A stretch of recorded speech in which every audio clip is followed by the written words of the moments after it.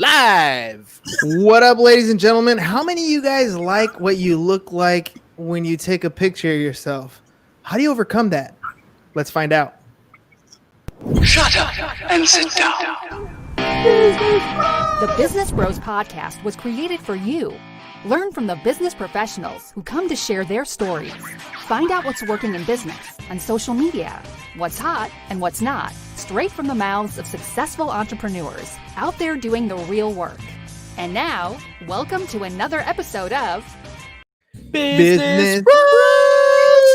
What up, ladies and gents? Welcome to another episode. We're so excited to be here. We got a great guest for you. James, drop the Let intro. me tell you about our guest today. Today's guest built her brand on photography, but even to call her an international photographer is barely scratching the surface of what she really does. Our awesome guest today. School, actually, I had just declared to myself at one point that I was just going to have to be okay with never seeing a good photo of myself. So, yeah. That's insane, because if you were to look at what you've done now, I mean, literally Googled your name.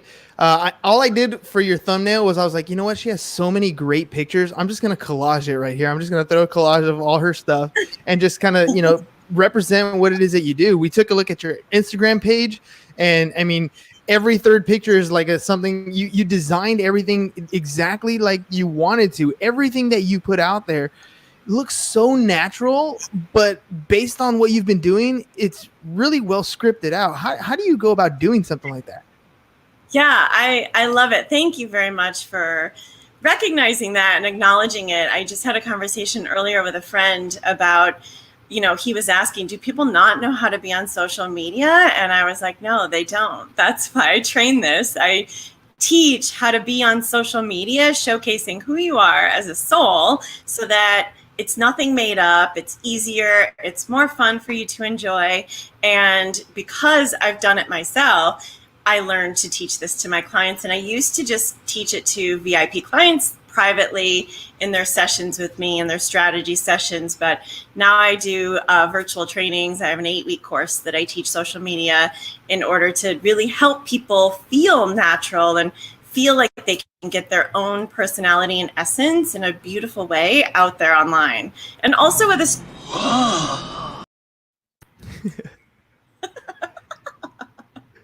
Oh my God, I haven't seen that movie in forever. Right? That Keanu Reeves line. Wow. So good. So a lot of people come to me because they want their essence captured beautifully. And that really is what my gift is. Yeah, you do it so well. Like I'm a big proponent of you need to have content out there. So one of the biggest pushes I put out is obviously you need to start your own podcast. You need to have a way to bring out who you are and put it out there so the world can see. And one of the biggest pushbacks I get is I don't like the sound of my own voice. I don't like the way I look behind a camera. And I don't really have very much advice other than you'll get used to it. Like you'll eventually find your voice. You'll get comfortable with it. You'll understand that this look that you have, well, it's the one that you have. Like there's not really much you can do about that. But you seem to find another way to push through that lack of self-confidence, if you will. What do you tell people to help get them, to help find that light, to help release that inner soul? Well, first of all, it's about allowing people to recognize what they do love about themselves, right? And just focusing on that. And that was one of the things that just flipped everything on its head for me. And I love photos of myself now because when you don't like photos of yourself, you start to feel self-conscious and your energy shows up that way. And then when you start to flip that, you actually show up in a more beautiful, bright way. And your energy is just aligned with who you are. And that's really what a lot of people are seeing. And then you start getting more confident. Oh, I can look good in photos. And then you start taking more and more good photos or you start showing up better in photos. And I teach my clients a lot of tips and tricks like leaning in, engage with the camera, even if it's a phone, so that people feel like they're engaging with you. So I teach my clients actual tricks and tips, but also it's about really feeling confident in who you are, what your game is in the world, like what your essence and soul and personality is, and really just feeling confident in that space. And I recognized early on, I feel like I was very lucky to recognize that I'm very good at allowing people to feel very comfortable and accepted in my space. And so it's a little bit easier for them to emulate the brightness of who they are and being captured. So yeah, there are tips and tricks, but then there's also just really being confident and certain in who you are and what you bring. That's a great compliment to get, and it's a weird one because I've received that compliment quite a bit. You know, the people would come over pre-COVID, right? Sit down and be super nervous about doing a podcast show, and I just have a conversation with them. At the end of the show, they would say something very similar. You made it so easy. You made me feel comfortable being here, and you know, for me, I was like, I was just having a conversation with you. I couldn't really put it in a particular skill set somewhere that I learned. It just kind of naturally came out. I wanted you to feel comfortable. I wanted to know more about you. And the more we spoke about you, the more comfortable you got, because it's like taking a test, except you know all the answers and I have no clue what the answers are. Once the comfort was there, the energy went up. Yeah, that's the best way to explain it. It's like once you get into that space and then you start recognizing, oh, wow, I actually don't hate my voice all that much. When I really get into the confidence of a story and I know what I'm talking about, and you're right, it's this is one of the things that the most unique marketing message we all have is us. So why are we trying to fit in everywhere? Why are we hiding our uniqueness when that actually is something no one can duplicate? Well, I think it partially has to do with I've been reading an author, a couple of her books, Brene Brown, and she studies shame. And so we have these shame demons. We're always ashamed of these, whatever it is, we bring them on ourselves. But Right. what we don't realize is that shame that we have is often felt by more than one person. The fear of being behind a camera, or the uncomfortableness of how we look, or whatever it is. But if we can just be a little bit vulnerable and accept those as, look, I'm going to get past this. I'm going to push through this. I'm going to get better at this. Then you inspire the other people around you to also do that. You know, I get to go on and be guests on other people's podcasts. And I've had a lot of people on the show now. And it's strange how my energy portrays through the camera and through the audio differently than theirs. And I think it's nothing more than internal confidence. Like, you understand what it takes to find that soul through the camera, or speak in a way that you feel a little more powerful. And with a little bit of practice, you can get there. How long did it take for you to develop that skill? Oh gosh. I mean, I feel like once again, I was lucky. I kind of realized that this was my sweet spot early on. And so from there, I just built it. So it probably took a few years. I mean, I started out just as a family photographer, and that was great. And then I really found my sweet spot about 6 years into my business doing the branding. And now I do speaking and social media trainings, and I just love it. But like you know, you bring out the best in people in a podcast. And I bet you anything, when you're on someone else's podcast, you bring out the best in them in that space too. But this, like, and I do the same just through photos. So it's a cool gift to have. And it just, you know, you kind of recognize where your confidence is and where your gift really lies. And then you're like, okay, that worked. And you just keep building on it and building on it. It's awareness is a beautiful thing. Self-awareness is a beautiful thing. Totally is. Let's hover a little bit on the branding thing, because today is, in today's times, branding is so vitally important. Whether you are a small independent company, or you're a bigger company, or a major brand, right? The ability to create a brand, whether it's something as simple as, you know, picking the color scheme that works for you, or picking your design, your logo, all the way through putting your content in front of people on a regular basis. Branding is so vitally important.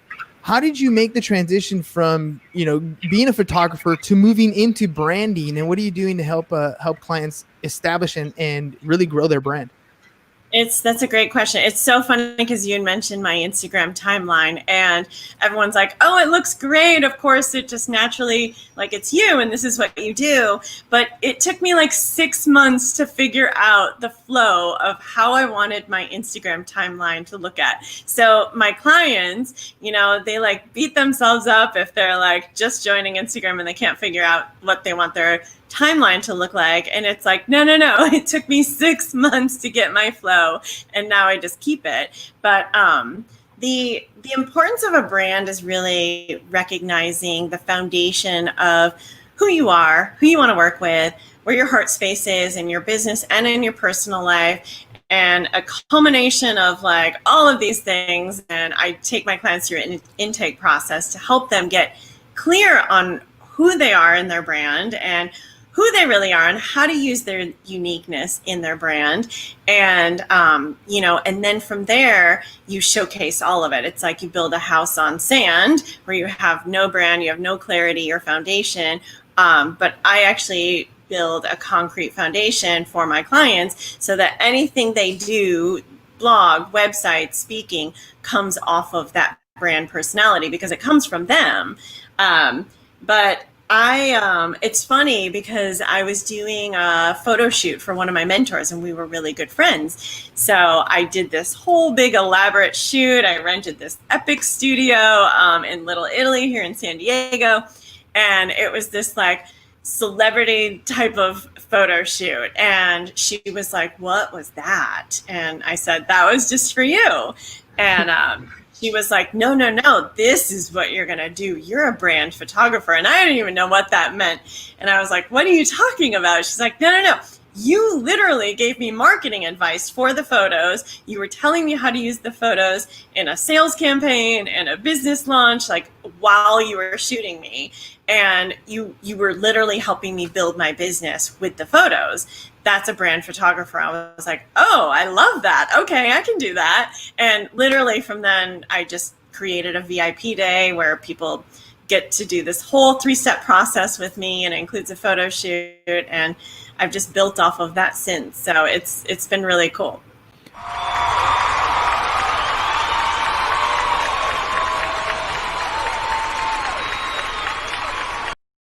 You mentioned that you help people when they're developing their brands to find their clarity of vision, to really figure out who they are.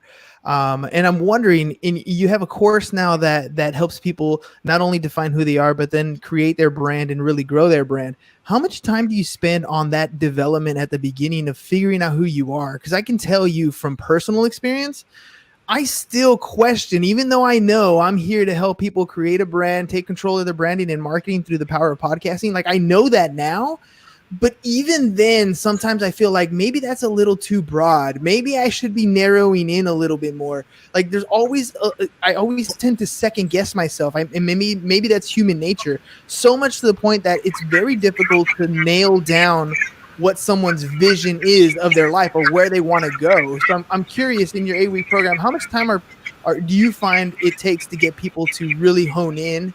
And do they stick to that vision or does it change? Whether they stick to it or not, that's totally up to them. I have no control of what they do with the content. I just teach them how to get it and how to get clear on it and how to utilize it. But it's totally up to them. I have some clients who don't use their photos very much, and I'm like, what are you doing? You have amazing photos. This is your brand. Let me help you. So I get to watch my clients, but it's an interesting question to answer because I am super intuitive. And so, I kind of channel a lot of things through me, and I allow myself to be open to trust whatever comes in. And I can very quickly pinpoint a client just by, I'm a really good listener. So I listen to, like, in between the lines. If you listen to someone in between the lines, you can really get to know someone. So I listen in between the lines and I ask them really critical questions about their interests and who they are as a person and how they like to work. And that gives me all the information I need to know, and I can pinpoint. I helped one of my clients, this guy was a business developer and he loves the game of golf. So we included, the golf course as part of his photo shoot. And I helped him create packages that were around golf terms. Help them speak that language, right? Yeah. Sorry, my computer whacked out for a second there. I don't know if you lost me. No, you're good. You're good. Okay, good. So yeah, it's just about, the right questions, getting to know someone and really helping them pinpoint. It's like giving them permission to actually use what they already know and have in all the facets of their life. And it's like such a relief. And that's a confidence builder in its own when you get to recognize, oh, I already know this. Yeah, no. Try to make the world a better place. And, speaking of having that intuition and being able to kind of pinpoint what you have there in a client, it's often talked about, if you do what you love, you never work a day in your life. And I was having a conversation on Facebook the other day with somebody. Hang on. Speaking of doing what you love and never work a day in your life, you told me to interrupt you mid-show for this one. Oh, yes, I did. Go for it. All right. So, mid-show plug. Mid-show plug. Here we go. So, today, got another Hams insurance tip. Today, we're going to talk about disclosures. So, I had a fun little situation today with someone who came to me telling me about their insurance policy that they previously had. And unfortunately, this person had the wrong type of insurance policy. There was a little tidbit about their business. There was just something that they did not disclose, and that was that they were importing their merchandise from China. So when you import merchandise from another country, the insurance companies cannot sue that other company if something goes wrong. So guess what?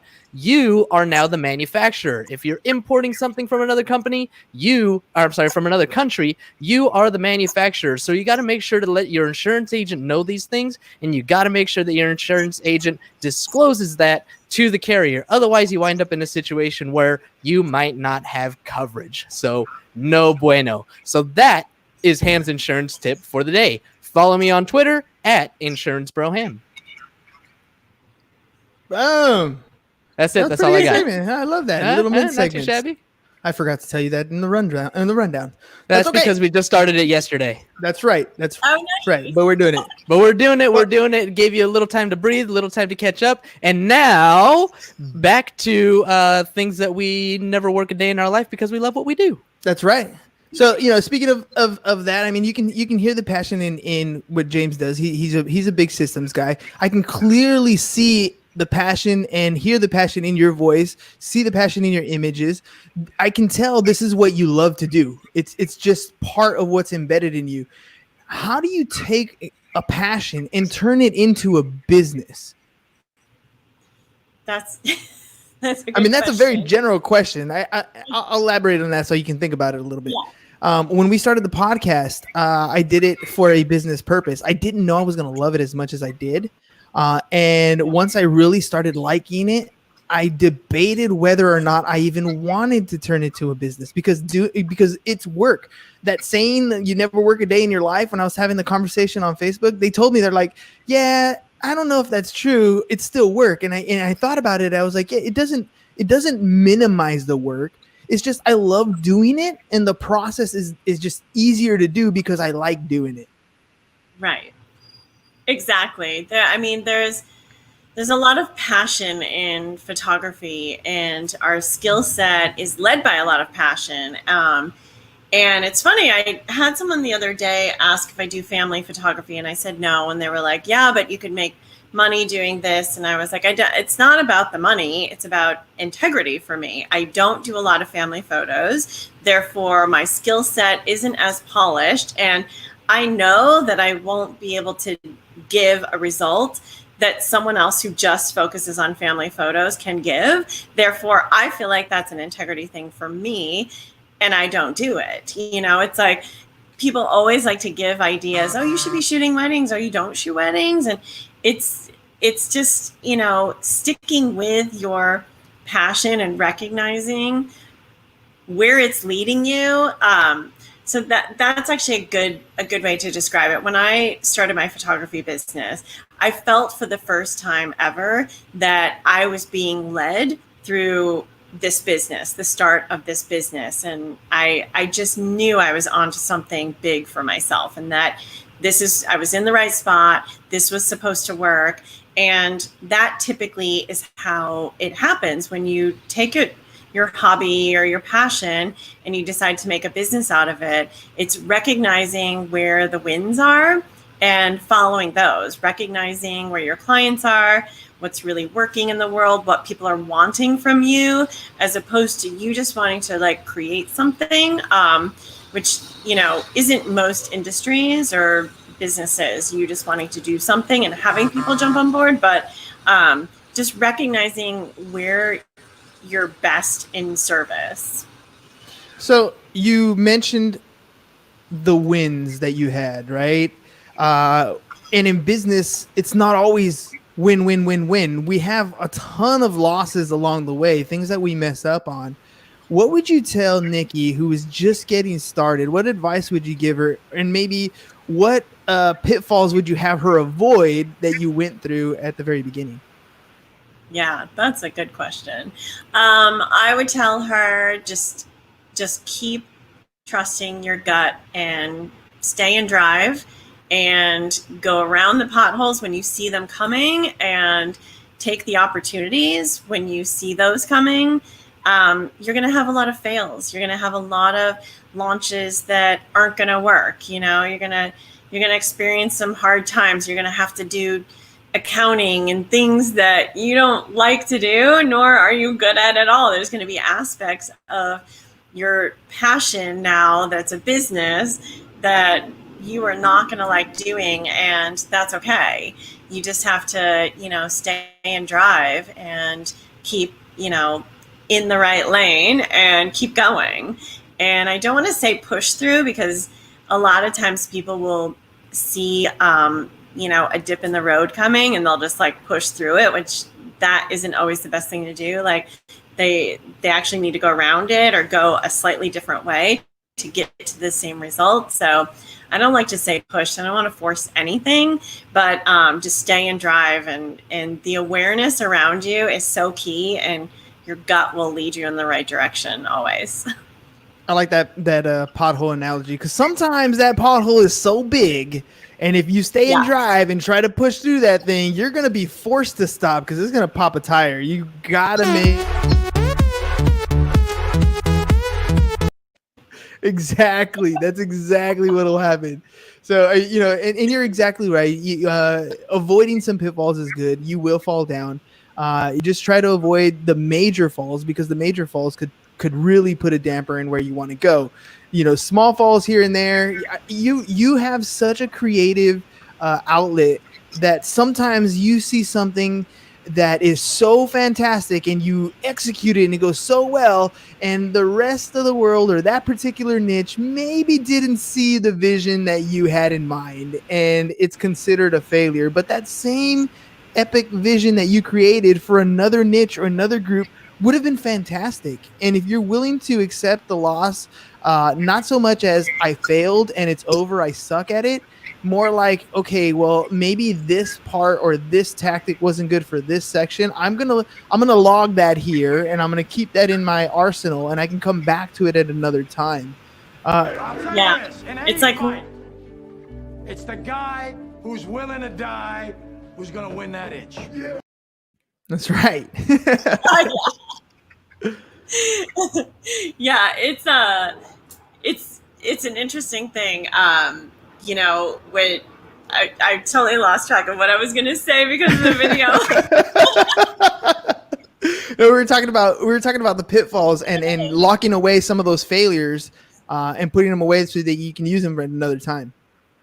Yeah, it's like, what did I learn through this? Is sometimes the most important question you can ask yourself, right? Sometimes it's not supposed to be a win. It's to learn something so that when the win does come, it's epic instead of just average, right? So that's a good question to always ask yourself. What did I learn through this, and what did I learn in this? If it was just supposed to be a lesson.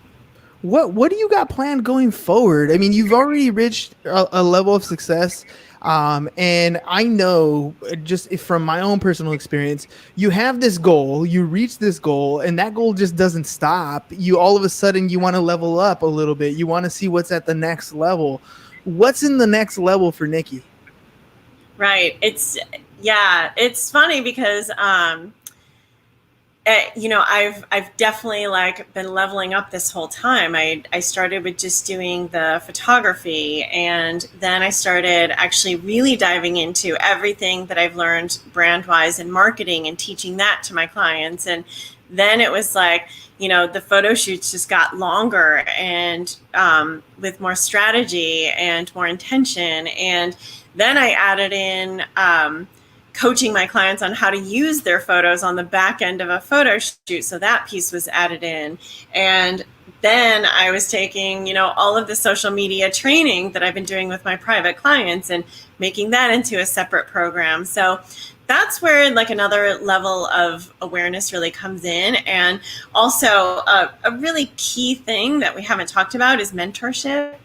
I highly, highly believe in having a mentor to coach you and assist you on where you want to go and what your goals are, because building a business is not my brilliant space, but it is someone else's. So if I have to build a business in order to really grow and, help serve people in a big way with the skill sets I was given, then I need to hire someone to help me do that faster. So mentorship is a huge, huge level of creating success for yourself that I just have had the best experience in believing in. So that's a key thing that I would actually have told young Nikki too, which I did. I had a mentor early on, and I was blown away by the difference. Isn't it amazing, having a mentor, paying for mentorship when you're getting started is not the easiest thing to do, because you're really tight on your income. However, you don't realize how much money it's going to save you from mistake after mistake after mistake. Yes. Even if they're not complete, absolute business mentors, right? Plugging in people in your areas of weakness will also save you a tremendous amount of time. You talked about, not having that accounting background. Well, I mean, that's why you have people like at Invictus Advisors, Jeff and Vidal, because that's what they do, right? That's exactly what they do. And it's not difficult for them. And it takes that hour or two a day that you didn't want to do anyways. It takes it out of what you were doing, and you can focus your attention more on what it is that you do love to do, the things that you are good at. And I'm going to jump in here really quick and tell you that now it's time for you to throw a cheap plug in there, because if you're talking about mentorship and things that you can teach other people to do, you know what you need to talk about. Oh, you're talking about me. Oh, Yeah, I'm talking about you. I was like, Nikki, Nikki's been talking about her mentorship program the whole time. No, man, You're right. Thank you for the plug.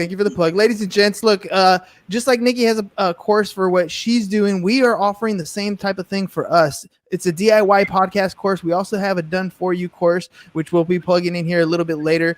Grab the book. It's super simple. You want to get started in podcasting, you need to have content. Maybe your skills are behind the camera. Maybe your skills are behind the mic. You're not going to know. If you're interested in starting off in the podcast space, talking about your passion, what it is that you love to do, grab the ebook. It's only $7, businessbros.biz/ebook7, or get in our course. It's a 4-week course, take you from zero, no podcast, to all the way through monetization, 4 simple weeks, or do it faster if you have that much time. Boom. There you go. I'm going to force you to do that sometimes. Thank you. Nikki, That's awesome. I want you to tell me about. Really, oh, sorry about this. Go ahead. I want to add to your plug really quick, because you do such a great job and you make it look so easy. My personal trainer makes it look so easy, and it's not. You make podcasting look so easy, so people probably think, oh, I got this. I can do it on my own. They should just invest and get your help.